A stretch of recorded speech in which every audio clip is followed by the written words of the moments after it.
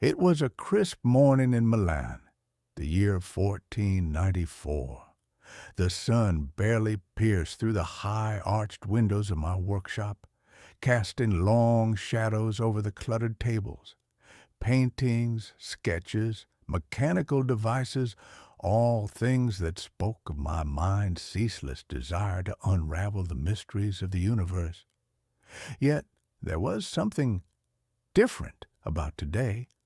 A peculiar feeling, a strange tingle in the air, something that whispered to me, "Today you will change everything." My latest obsession was not with paints or canvases, but with the mechanics of time.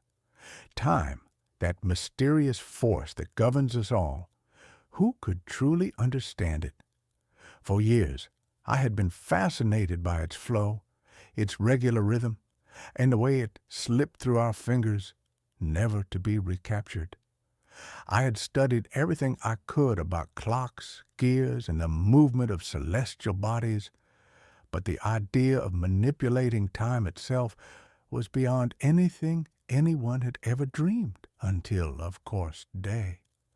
It began innocently enough, an experiment with the principles of perpetual motion, a device that could run without the need for external power.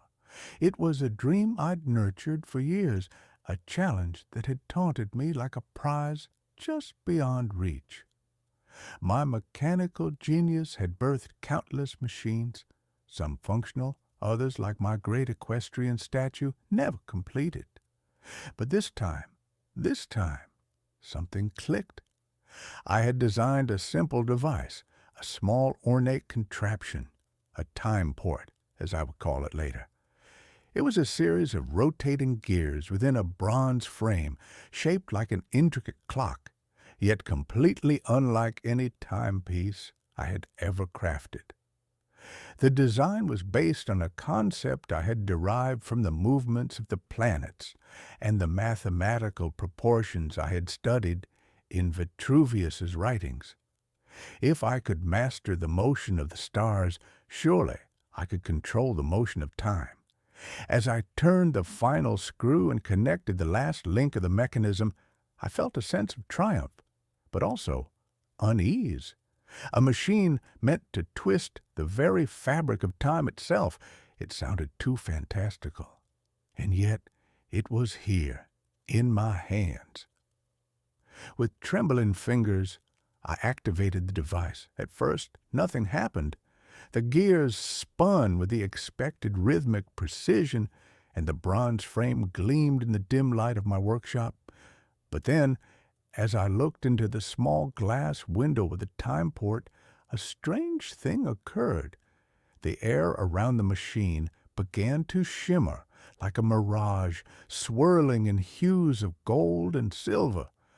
I could feel the world around me distort, like a tapestry being pulled in different directions, and before I knew it, the walls of my workshop blurred, then vanished altogether. In a single breath, I was no longer in my familiar space in Milan, surrounded by the clatter of workshop tools and the faint smell of oil paint. I stood in a vast, open landscape, something alien, and yet not entirely unfamiliar. The sky above was dark, a strange, eerie hue that I had never seen before, filled with shapes that resembled machines. They hovered above, moving with a strange, otherworldly grace. A dizzying realization hit me. I had not only stepped out of my workshop, I had stepped into the future. My heart raced as I looked around, taking in the peculiar world around me. What manner of device had I created? What forces had I unlocked? I didn't know, but I knew one thing. I had just become the first human to travel through time. The world ahead was both terrifying and exhilarating. I had no idea what I had just unleashed, nor how far this journey would take me. Would I return to my own time, or was this now my new reality? I was Leonardo da Vinci, and I had just invented time travel. And this was only the beginning.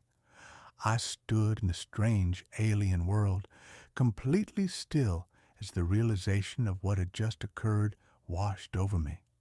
My hands still gripped the time port tightly as though it might slip away into the ether if I let go.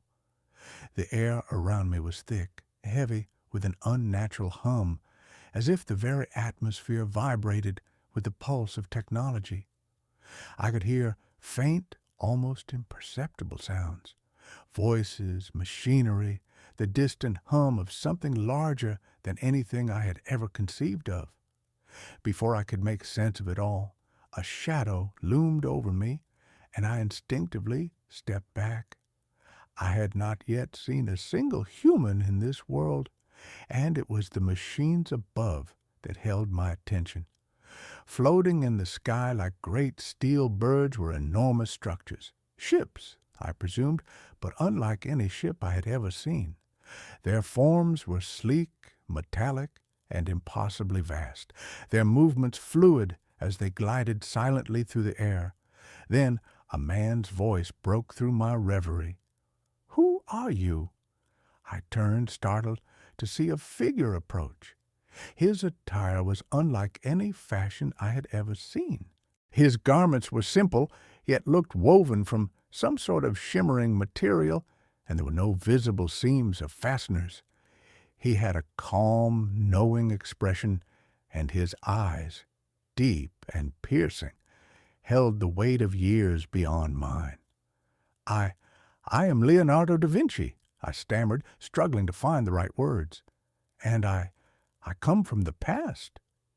The man studied me with a measured gaze, his lips curling into the slightest of smiles. "You're a traveler, then? Not from this time, I assume?" "Not from this time," I echoed, still in disbelief. My mind struggled to comprehend what I was seeing. How is this possible? How is the world like this? He stepped closer, nodding slowly, as though he had expected me. "You've just stepped into the future, your future, to be precise. We've known about time travel for centuries now. It's not as uncommon as you might think." Time travel. Centuries. The words echoed in my head. How could this be? Had I truly just stumbled into a future where such impossible feats were commonplace? "You created the time port, correct?" the man continued, as if reading my thoughts. "It's a remarkable device, but even more remarkable is that you've arrived at a time when we can learn from the past, change things before they ever happen." The pieces of the puzzle began to fall into place. I don't understand. If you've known about time travel for centuries, then why did no one tell me? Why was I not prepared for this?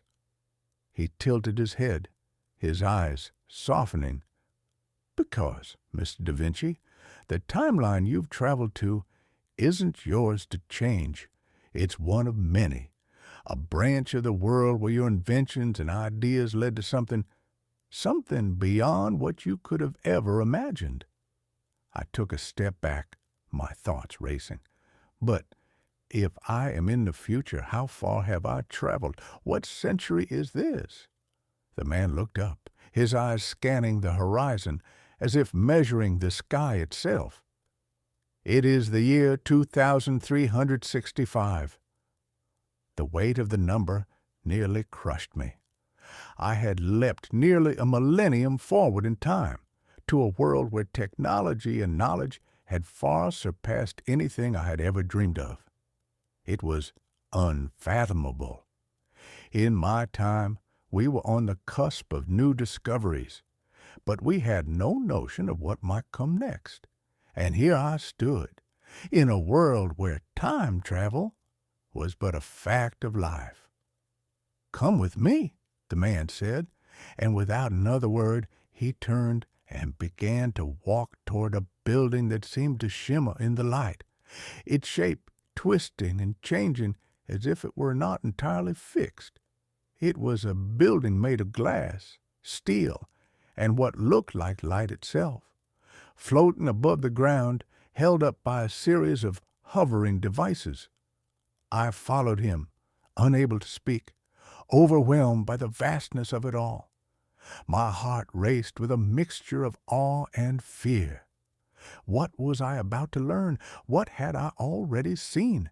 And what role did I, a simple artist from the past, have to play in all of this?